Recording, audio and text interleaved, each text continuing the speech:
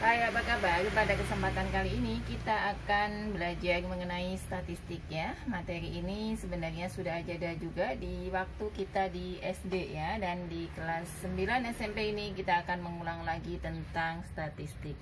Apa sih statistik itu? Adalah cabang dari matematika yang mempelajari tentang pengumpulan data, penyajian data, penganalisaan, dan menarik kesimpulan ya. Jadi di sini nanti ada sebuah data yang akan yang akan kita pelajari kali ini adalah data ini nanti kita akan sajikan dalam sebuah diagram ya, atau dalam sebuah tabel. Jadi nanti kita akan coba belajar bagaimana cara menyajikan sebuah data dalam sebuah tabel atau sebuah diagram.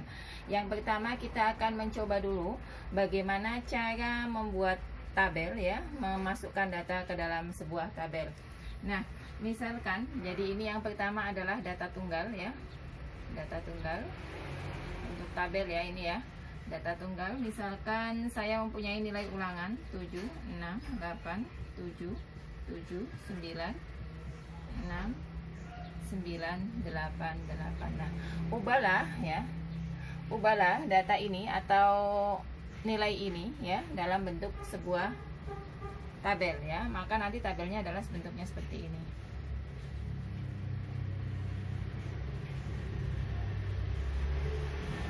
Ini adalah nilai, ini lurus, dan ini adalah frekuensi atau jumlahnya.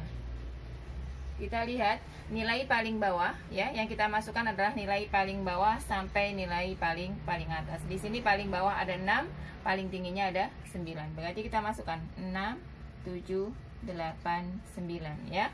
Ini datanya data tunggal.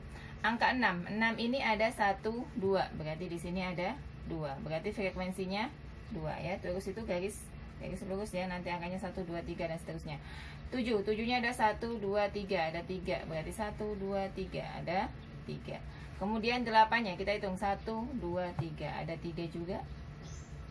Dan yang selanjutnya ada berapa? 9 nya ada 1, 2. Berarti nah, ini adalah statistik untuk data tunggal dalam bentuk tabel. Lalu bagaimana jika datanya itu adalah data yang dikelompokkan ya? Kalau tadi ini data tunggal, sekarang data kelompok ya.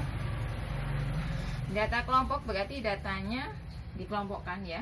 Misalkan ini data kelompok ya, data kelompok. Misalnya saya mempunyai berat badan bayi ya atau balita, ada 5, ada 4, ada 3, ada 6, 10, 15, 17 ya.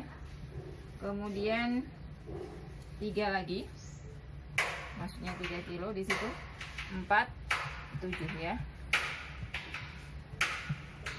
Kemudian 11, ada 12, ada 7, ada 9, ada 12, ada 6, 8, 16, 6 dan 7. Ini ada data timbangan hasil balita. Balita berarti di bawah 5 tahun, dari bayi sampai umur 5 tahun ya.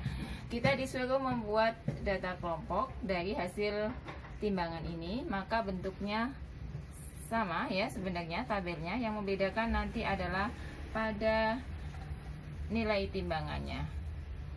Nah, ini berarti berat ya. Kemudian ini lurusnya ya. Ini adalah frekuensi. Nah, misalkan saya memakai begini. Berat badan 1 sampai 5 kilo ya ini.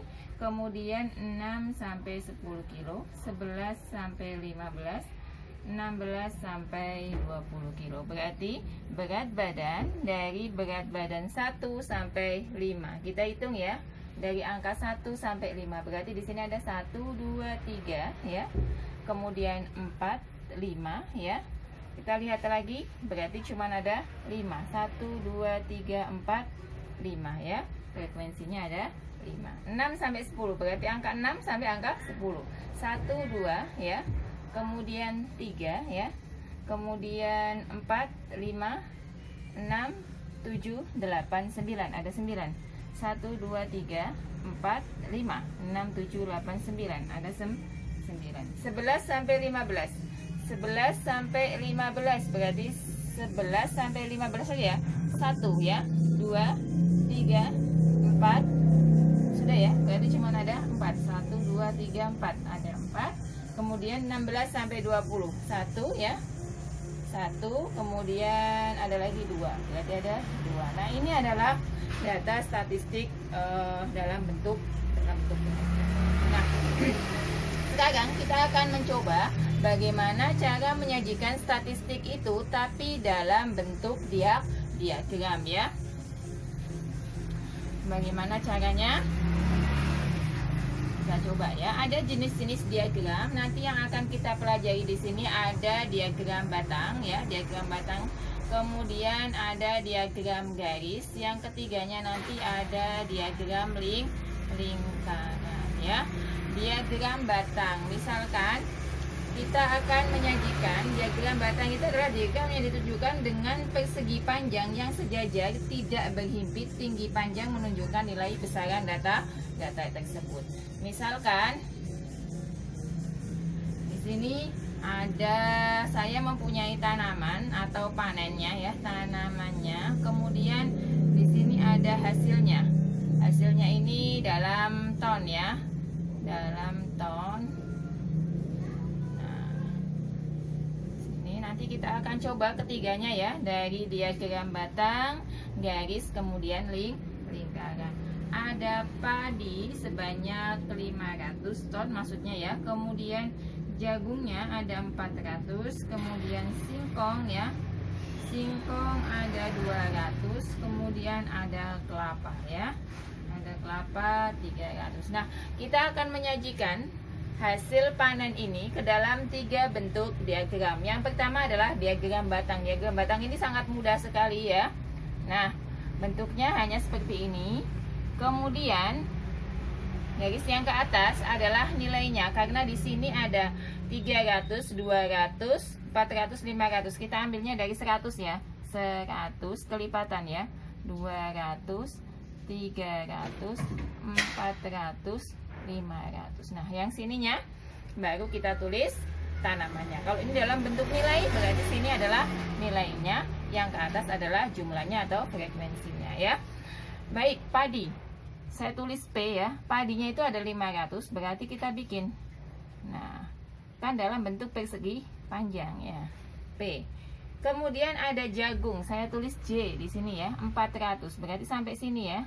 Nih. Nah, kemudian ada lagi singkong, atau di sini saya tulis S. Singkongnya dapatnya 200. Nah, bagus ya.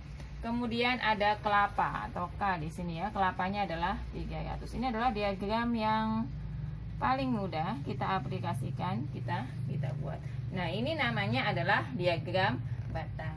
Setelah diagram batang, ada juga yang disebut sebagai diagram garis ya. Misalnya kadang dalam soal ditanyakan misalnya hasil selisih dari hasil padi dan kelapa. Berarti kalau selisih itu adalah dikurang. Kalau selisih berarti 500 dikurang 300. Berarti selisih padi dan kelapa adalah 200. Tapi kalau jumlah berarti ditambah. Misalnya hasil panen padi dan kelapa berarti 500 tambah 300. Nah, sekarang adalah diagram garis. Sama juga dengan diagram batang, tidak jauh berbeda ya. Diagram garis tapi hanya berbentuk sebuah garis. Diagram garis itu diagram yang menggambarkan sebagai titik koordinat, kemudian titik itu dihubungkan secara berturut-turut. Tadi di situ kan sudah dijelaskan ada sebuah tabel ya. Dari tabel tadi padinya ada 500, berarti saya tulis di sini ya. Kemudian jagungnya ada 400. Nah, kemudian singkongnya 200 dan kelapanya 300. Nah, ini adalah diagram garis. Nah, hampir sama dengan diagram batang, hanya ini bentuknya sebuah garis. Nah, yang ketiga ini adalah diagram lingkaran. Diagram inilah yang harus kita menghitungnya, luasnya dengan menghitung besarnya ya. Baik dengan menggunakan, nanti bisa menggunakan sudutnya, besar sudut, atau mungkin dengan menggunakan presentasi data. Yang pertama kita akan coba dengan presentasi data dulu ya. Karena dalam diagram lingkaran tidak langsung ya.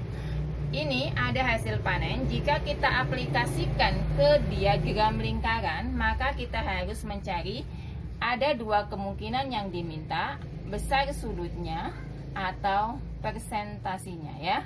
Nah, kalau misalnya kita akan menggunakan yang persen dulu ya. Berarti kita cari, misalnya tadi padi, saya tulis di sini P ya. Kita hitung dulu jumlahnya. 5 tambah 4 itu berarti 9. 9 tambah 2 11. 11 tambah 3 berarti 1400 ton ya kan. Maka untuk mencari berapa persentasi padi adalah jumlah hasil panen padi dibagi seluruh panen dikalikan 100% ya. Nah, kalau ada gini bisa dibuang ya. 02 atas, 02 bawah dibuang. Tinggal 5 kali 100 dibagi 4, 14. 35,7%.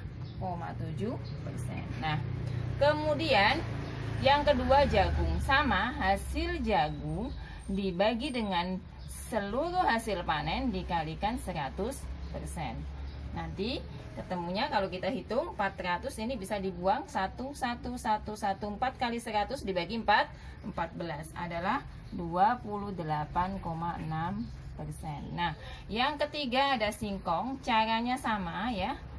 Nih ya, 1400 ya, dikalikan 100%. Hasilnya adalah 14,3%. Dan yang terakhir kelapa. Jadi seluruh hasil kelapa dibagi seluruh panen dikalikan dengan 100%. Nanti ketemunya adalah 21,4%. Nah, kalau sudah ketemu presentasinya seperti ini, maka bisa kita buat diagram lingkarannya. Kalau belum ketemu presentasinya, berarti kita nggak bisa membuat diagram lingkaran ya. Asal-asal main tebak nggak bisa, harus kita buat presentasinya ya. Nah, misalnya saya gambarkan ini kan sudah ada di sini. Sini ya. Kecil aja. Kita kira-kira aja ya di sini. Tadi padi itu kan paling besar. Berarti ini titik tengah lingkarannya. Misalnya padinya di sini ya. Kita tulis padi 35,7%. Kemudian ada apa lagi? Ada jagung ya. Ada jagung di sini. Misalnya ini J-nya ya. Jagungnya tadi berapa? 28,6%. Kemudian ada singkong, berarti dia agak kecilan ya. Singkong sini agak kurang besar. Nah, singkongnya ada 14,3%. Dan yang terakhir adalah kelapa, ada 21,4%. Nah, ini kalau menggunakan sebuah presentasi ya. Nah, untuk sedikit ya, kalau untuk menggunakan sudut, berarti nanti hasil kalinya tinggal gini aja ya. Kalau menggunakan sudut nanti bisa dihitung. Nah, di sudut berarti cara menghitungnya adalah padinya tadi adalah 500 per 1400. Ini diganti dikali 360 derajat ya, karena maksudnya satu lingkaran penuh itu 360 derajat.